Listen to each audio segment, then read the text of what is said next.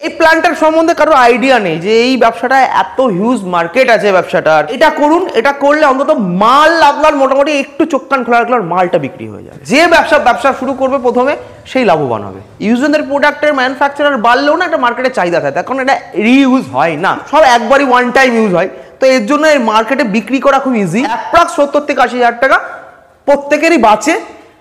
আপনি করলে হয়তো আপনারও বাঁচবে। ঘরে বসে না থেকে কিছু একটা কাজ করার চেষ্টা করো, সে হাতের কাজে শিখতে পারো, ব্যবসা করতে পারো, বসে থেকো না। Time is equal to money. এই দিনটা চলে গেলে কি জানতে পারবেন না। বেকার কেউ নয়, বেকার হচ্ছে মানসিকতা। স্মল স্কেল ইন্ডাস্ট্রি এগাও, ছোটখাটো করে কিছু করার চেষ্টা করো। না দিলে জীবনে বড় হওয়া যায় না। একটা কারখানা যদি আপনার এলাকায় হয়, আরো 4টে ছেলে কর্মসংস্থান পাবে। চাকরি করার থেকে কিন্তু চাকরি দেওয়া অনেক ভালো। বন্ধুরা, ব্যবসা তো আপনারা অনেক দেখেছেন, কিন্তু আজকের ভিডিওতে আপনাদেরকে এমন একটি মেশিন এবং এমন একটি ব্যবসার ব্যাপারে বলতে চলেছি যে মেশিনটা হয়তো এর আগে আপনারা কেউই দেখেননি। এবং এই ব্যবসা করে এরকম ব্যক্তির সংখ্যা যদি আপনারা পশ্চিমবঙ্গে খোঁজেন তাহলে হয়তো 1 থেকে 2 জনকে আপনারা পেয়ে থাকবেন। অথচ এই ব্যবসায় যে প্রোডাক্টটা তৈরি হয় সেই প্রোডাক্টটা ছাড়া বলতে গেলে আমাদের একটা মুহূর্তও চলবে না। মানে সকাল থেকে রাত পর্যন্ত আমাদের সবসময় কিন্তু এই প্রোডাক্টটা দরকার লেগে থাকে, এবং এই প্রোডাক্টটা ছাড়া বলতে গেলে গোটা পৃথিবীই চলবে না। তাই এই প্রোডাক্টের মার্কেটে কিন্তু প্রচুর চাহিদা আছে। সবথেকে বড় কথা যে এই ব্যবসায় আপনাকে কিন্তু সেলিং নিয়ে একদমই ভাবতে হবে না, কারণ কাস্টমার আপনাকে নিজে থেকে অর্ডার দেবে, আপনি শুধু মাল তৈরি করে কাস্টমারকে দিয়ে দেবেন। মানে আপনাকে সেলিংয়ের জন্য কিন্তু মার্কেটে যেতে হবে না। তারই সঙ্গে এই ব্যবসা যদি আপনারা ঠিকমতো করতে পারেন তাহলে কিন্তু আপনারা একটা ভালো পরিমাণ টাকাও কিন্তু ইনকাম করতে পারবেন। আর এই ব্যবসা কিন্তু সারা বছর চলবে, মানে এটা কোনো সিজনাল ব্যবসা নয়। তাই আপনারা কিন্তু এই ব্যবসাটাকে সারা বছর যেখানে খুশি করতে পারবেন। তো বন্ধুরা, ব্যবসাটার ব্যাপারে ডিটেলসে বলার জন্য আমাদের সঙ্গে রয়েছেন কোম্পানি থেকে একজন স্যার। তার মুখ থেকেই ব্যবসাটার ব্যাপারে আমরা ডিটেলসে জানবো। তাই বলবো আপনারা অবশ্যই ভিডিওটা শুরু থেকে শেষ পর্যন্ত দেখবেন। আর আপনি যদি আমার চ্যানেলে নতুন হয়ে থাকেন অবশ্যই চ্যানেলটিকে সাবস্ক্রাইব করে রাখবেন। আর যখন কোনো মেশিন বা কোনো প্রোডাক্ট আপনারা কিনতে যাবেন অবশ্যই আপনারা নিজেরা দেখে কিনবেন, নিজেদের দায়িত্বে কিনবেন, কারণ সেখানে আমি থাকবো না। তো চলুন বন্ধুরা, আজকের ব্যবসার আইডিয়াটা শুরু করা যাক। স্যার নমস্কার, আমাদের নীলদিগন্ত চ্যানেলে আপনাকে স্বাগত। নমস্কার দর্শক বন্ধুদের সবাইকে। আমার নাম হচ্ছে সত্যজিৎ শর্মা। আমাদের প্রতিষ্ঠানের নাম হচ্ছে লিওমা ইন্ডাস্ট্রি প্রাইভেট লিমিটেড। আমরা বিভিন্ন রকম মেশিন ম্যানুফ্যাকচারিং করে থাকি। আমরা বিগত বহু বছর ধরে ওয়েস্ট বেঙ্গলে ব্যবসা করি। ওয়েস্ট বেঙ্গলে আমাদের কারখানা, আমাদের অনেকগুলি কারখানা আছে ওয়েস্ট বেঙ্গলে। আর এছাড়া আমরা অল ওভার ইন্ডিয়াতেই ব্যবসা করি। বেসিক্যালি আমরা বিজনেস করি হচ্ছে আসাম, ঝাড়খণ্ড, বিহার, উড়িষ্যা, ওয়েস্ট বেঙ্গল, এই কটা স্টেটে আমাদের বেশি বিজনেস চলে। আপনারা মূলত কি কি মেশিনে ডিল করে থাকেন? আমরা অনেক রকম মেশিনে ডিল করে থাকি। আমাদের 3টে রেঞ্জ আছে মেশিনের। একটা হচ্ছে স্মল স্কেল ইন্ডাস্ট্রির মেশিন তৈরি হয়, তার মধ্যে পেপার কাপ মেশিন আছে, পেরেকের মেশিন আছে। আমাদের 3টে স্কেলে বিজনেস চলে: মিড স্কেল, স্মল স্কেলের মেশিনারিজ, মিড স্কেল মেশিনারিজ আর প্রজেক্ট মেশিনারিজ। ঠিক আছে, যেমন প্লাস্টিক ইন্ডাস্ট্রি যাবতীয় রকম মেশিন আপনারা আমাদের কাছ থেকে পেয়ে যাবেন। এভরিথিং প্লাস্টিক ইন্ডাস্ট্রির মেশিন আপনি পাবেন। তার মধ্যে থেকে আজকে আমাদের দর্শকদেরকে কি এমন ইউনিক এবং নতুন ধরনের ব্যবসার কথা বলতে চলেছেন যেটা এই পশ্চিমবঙ্গে হয়তো হাতে গোনা কয়েকজন ব্যক্তি করে থাকেন? যে ব্যবসাটার কথা বলছি, আমি সবসময় প্লাস্টিক ইন্ডাস্ট্রিকে প্রমোট করে থাকি। কারণ আপনি সকালে যখন ঘুম থেকে উঠবেন, ব্রাশটা করবেন, সেটাও প্লাস্টিক। হ্যাঁ, জামার বোতাম থেকে শুরু করে মোবাইলের কভার, মোবাইল সবই প্লাস্টিক। তো বেসিক্যালি আমি আপনাকে আজকে যে ব্যবসার সম্বন্ধে বলবো সেটা হচ্ছে ইউজ অ্যান্ড থ্রো প্রোডাক্ট। প্লাস্টিকেরই ইউজ অ্যান্ড থ্রো প্রোডাক্ট, যেটা রিইউজ হয় না, ওয়ান টাইম ইউজ হয়। সেটা হতে পারে ওয়াটার বোতল, হতে পারে পেপসি, থামস আপ, কোকোকোলার বোতল, হতে পারে ফুড ড্রিঙ্কসের বোতল, হতে পারে সজের বোতল, হতে পারে সর্ষের তেলের বোতল। বোতল রিলেটেড যত মানে বোতল রিলেটেড আমি কিছু বিজনেস আপনাদের আজকে দেখাচ্ছি। এই ব্যবসাটা খুব ভালো ব্যবসা, আপনারা সহজেই করতে পারেন। এই আমার পেছনে যে মেশিনগুলো দেখছেন, এটাকে বলে ব্লো মোল্ডিং মেশিন, মানে পেট ব্লো মোল্ডিং। কারণ পেট বোতল, আমরা যে জলের বোতল ইউজ করি, আমরা যে ফ্রিজ ড্রয়িংয়ের যে বোতল ইউজ করি, সেগুলো পেট মেশিন থেকেই তৈরি হয় সব। তো দেখতেই পাচ্ছেন, এটা যেমন ফ্রিজ ড্রয়িং বোতল, এই বোতলটা হয়তো আপনাদের বাড়িতে সবাই পরিচিত, এই মেশিনেই তৈরি হয়। তো এই মেশিনে অনেক রকম ভেরিয়েশন আছে। ঠিক আছে, যেমন দামের ভেরিয়েশন আছে, মডেলের ভেরিয়েশন আছে, অনেক রকম মডেলের মেশিন হয়, বিভিন্ন রকম দাম আছে সেই মেশিনগুলোর। তো আপনারা যে ভাবছেন যে ব্যবসাটা করব, কি করে মালটা বানাবো, কোথায় বেচবো, তো এটা আপনি যদি একটু ভালো করে মার্কেটিং করেন, নিজের এলাকায় যদি আপনি ঘোরেন, তো দেখবেন আপনার এলাকায় প্রচুর জলের প্ল্যান্ট আছে, প্রচুর সর্ষের তেলের প্ল্যান্ট আছে, কান্ট্রি স্পিডের প্ল্যান্ট আছে, মানে দেশি মদ যেটাকে বলি, সবই এখন পেটে হচ্ছে। ইভেন বড় বড় মোহন মেকিংয়ের মতো কোম্পানি, যে ওল্ড মগ নাম শুনে থাকবেন, ওরাও আস্তে আস্তে পেটে চলে এসছে, মানে প্লাস্টিকের বোতলে চলে এসছে। আর এটা ওয়ান টাইম ইউজ হয়, রিইউজ হয় না। আর এই বোতলটা ক্র্যাশ হয়ে আবার পিফর্ম হয়, পিফর্ম থেকে আবার মানে বোতল তৈরি হয়। তো এই মেশিনের এই দুটো না, টোটাল 4টে মেশিন মিলে একটা সেট আপ হয়, যে কেউ যদি 2 লিটার অবধি করতে চান, ঠিক আছে।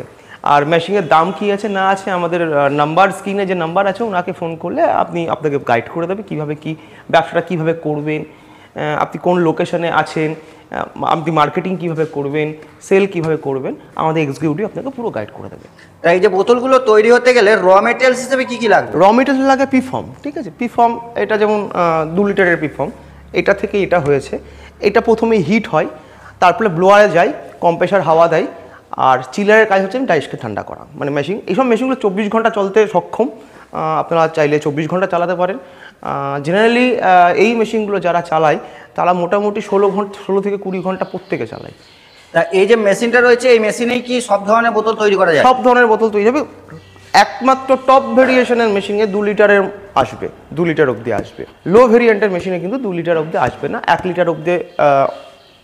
অনেক রকম মেশিনের মডেল হয়, আগে বললাম, যেমন টাকা দেবেন সেরকম প্রোডাক্ট হবে আর কি। আপনি এই যে প্রিফর্মগুলো দেখালেন, এই প্রিফর্মগুলো তাহলে কোথায় পাওয়া যাবে বা এগুলো কিরকম রেট আছে যদি একটু বলেন? এই পিফর্মের দাম সবসময় আপ ডাউন করে, কারণ এটা পেট্রোলিয়ামের বাই প্রোডাক্ট, তো সবসময় আপ ডাউন করে। মোটামুটি এখন কিলো হিসেবে পাওয়া যায়। এবার এখন 1 কিলো পিফর্মের দাম মোটামুটি 122, 123 এরকম চলছে। তো এর আবার বিভিন্ন রকম ওজন হয়। আপনি দেখবেন এই যে কিংলের যে বোতলটা, কিংলের যে জল খান দেখবেন ওটা এয়ার টাইট থাকে, দেখবেন ওই পিফর্মটা খুব পাতলা পিফর্মের বোতলটা হয় বলে বোতলটা এয়ার টাইট থাকে। যেই প্যাচটা খুলবেন তখনই দেখবেন যে মালটা পাতলা, ধরতে অসুবিধা হচ্ছে। তো পিফর্মের কিলোতে আপনি কেমন পিফর্ম মার্কেটে চলছে দেখুন, বায়ার যেমন চাইবে, মানে আপনি তো সেলার, যে কিনবে সে কত গ্রামের পিফর্ম চাইছে তার উপরে ডিপেন্ড করে পিফর্মের কিলোর 1 কিলোতে 98 পিসও হয়, 1 কিলোতে আবার 100 পিসও হয়, এরকমভাবে ব্যাপারটা মানে ওজনের উপরে ডিপেন্ড করে, দাম একই থাকে। আর এই মেশিনের প্রোডাকশন রেট পার আওয়ার্সে কিরকম থাকবে? মোটামুটি এইসব মেশিনগুলোতে 1000-1200 প্রোডাকশন হয়, আপনি 1000 ধরে চলতে পারেন ঘন্টায়, ঠিক আছে। মানে 1200 ক্যাপাসিটি আছে, কিন্তু সব সময় লেবারের উপর ডিপেন্ড করে, তো সব সময় সমানভাবে যে মেশিন চলবে, প্রোডাকশন চলবে সেরকম হয় না। আপনি অ্যাভারেজ 1000 পিস ধরে চলতে পারেন। আর এই যে পুরো প্ল্যানটা বলছেন 4টে মেশিন নিয়ে যদি কেউ সেট আপ করতে যায়, জায়গা কতটা মতো লাগবে? জায়গা মোটামুটি 500 স্কোয়ার ফিট হলেই মোটামুটি যথেষ্ট। এবার দেখুন, জিনিসটা ছোট হয়ে যাচ্ছে বড়, ভালো করে বুঝবেন। সেই ক্ষেত্রে মালটা রাখার জন্য একটু জায়গা দিতে পারলে ভালো, কিন্তু 500 থেকে 600 স্কোয়ার ফিটে অনেক কারখানাই চলছে এইভাবে। এবার পুরোই দেখুন, ব্যবসা নির্ভর করে, বিক্রি আছে তো ব্যবসা আছে, কথাই আছে। এবার কেমন সেল হবে আপনার, কেমন মার্কেট আছে আপনার এলাকায়, বা আপনি যেখানে বসাচ্ছেন হয়তো আপনার মাল প্রত্যেক সপ্তাহে একদিন বেরাচ্ছে, তাহলে আপনার জায়গা সেরকম লাগবে। আর যদি সপ্তাহে ডেলি মাল বেরাচ্ছে তাহলে আপনার জায়গা কমেও চলে যাবে। মেশিনগুলো চালাতে গেলে কি অবশ্যই 3 ফেজ লাগবে না 2 ফেজই চলবে? এই মেশিনগুলো 440 চলবে না, এগুলো ইন্ডাস্ট্রিয়ালিস্ট মেশিন, ইন্ডাস্ট্রির মেশিন, এটা স্মল স্কেল ইন্ডাস্ট্রির মেশিন। এগুলো 440 লাগবে। মোটামুটি আপনি 12 থেকে 15 কিলো লোড হলেই যথেষ্ট।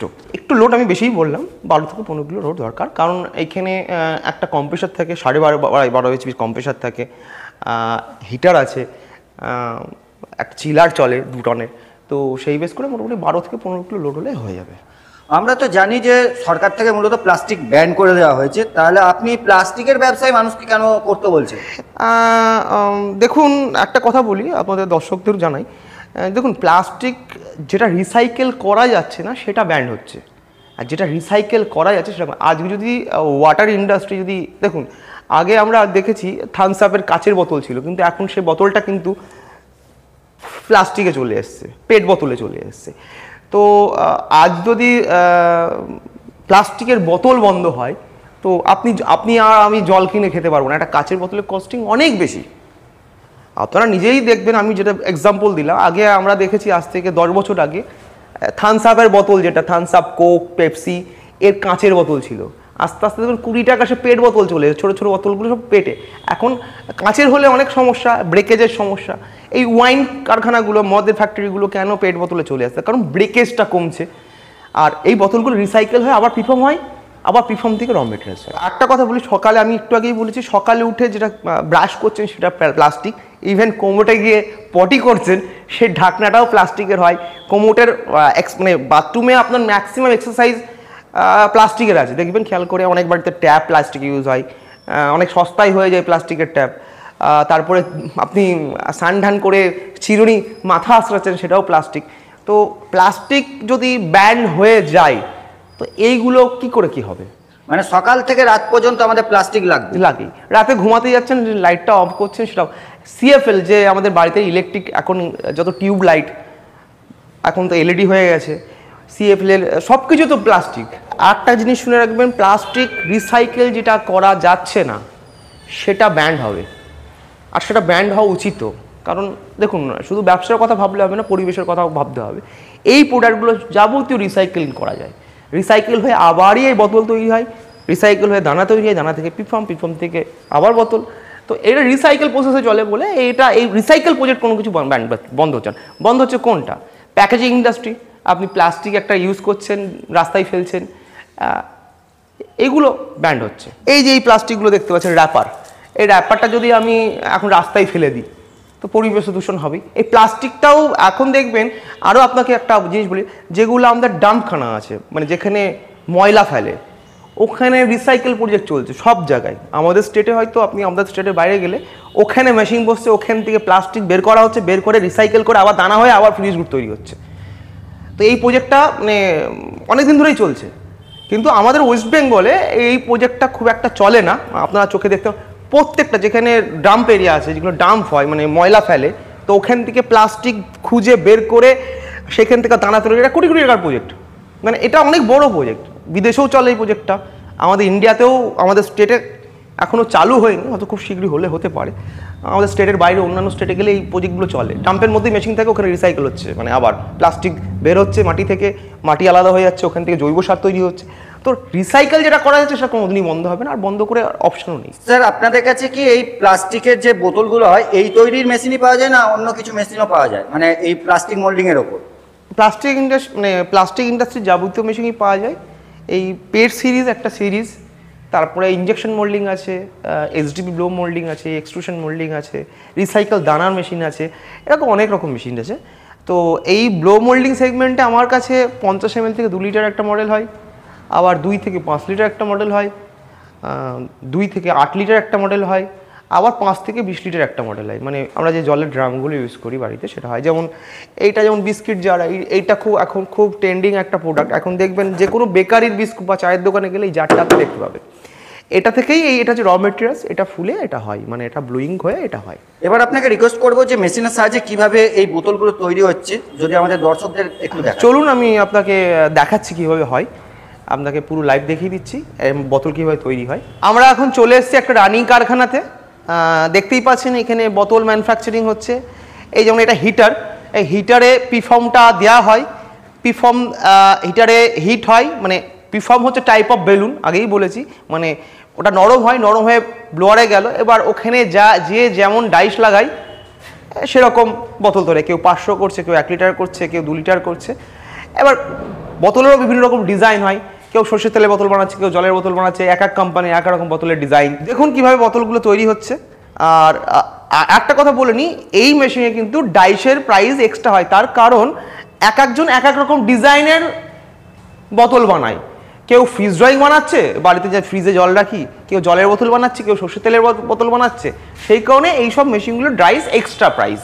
এবার ডাইসের প্রাইস মডেলের পরে হয়, কেমন ডিজাইনের ডাইস নেবে তার এক একটা ডাইসের কস্টিং এক এক রকম আসে।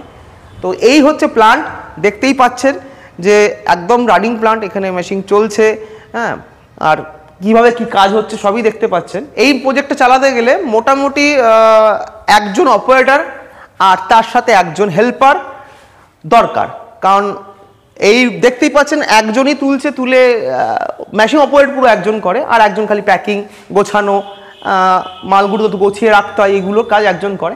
2 থেকে 3 হলে ভালো হয়, তো 2জনেও কারখানা চালিয়ে নিতে পারে। আর কেউ যদি এই মেশিন কেনে, আমরা গাইড করে দিই অপারেটিং, কীভাবে অপারেট করতে হবে। আমরা অনেক ক্ষেত্রে অপারেটর দিয়েও হেল্প করি, অনেক ক্ষেত্রে তাদের আমরা ট্রেনিং প্রোভাইড করে থাকি। ইজি একটা মেশিন, এর মধ্যে খুব একটা হাতি ঘোড়া নেই, দেখতেই পারলেন। এবার আরেকটা কথা কি, যখন আপনি একটা মেশিন চালানো শিখছেন, প্রথম কিন্তু এত স্পিডে চালাতে পারবেন না, ধীরে ধীরে কাজ শিখতে শিখতে মোটামুটি মাস 4 গেলে মোটামুটি হাতে একটা স্পিড চলে আসে, তো তখন প্রোডাকশনটা ফুল ফেজে হয়। আপনারা কেউ যদি আমাদের কাছ থেকে মেশিন পারচেস করার জন্য আসেন, আমি প্রত্যেককেই রানিং প্ল্যান্ট দেখাই, কারণ রানিং প্ল্যান্ট দেখলে একটা ভিজুয়াল এফেক্ট হয়, একটা প্ল্যান্ট কীভাবে চলে না চলে আপনি বুঝতে পারবেন। আর অনেক কোম্পানি দেখায় না, আমি আমার কাস্টমারের কাছে নিয়ে গিয়ে আপনাকে রানিং প্ল্যান্ট দেখিয়ে কাস্টমারের সাথে বসিয়ে কথা বলিয়ে আপনাকে নিয়ে আসতে পারবো, সে নিয়ে আপনার কোনো চিন্তার বিষয় নেই। আমরা তো প্রোডাকশন দেখলাম, কিন্তু যখন যে কেউ কোনো ব্যবসা করতে যাক না কেন, সবার আগে সে দেখে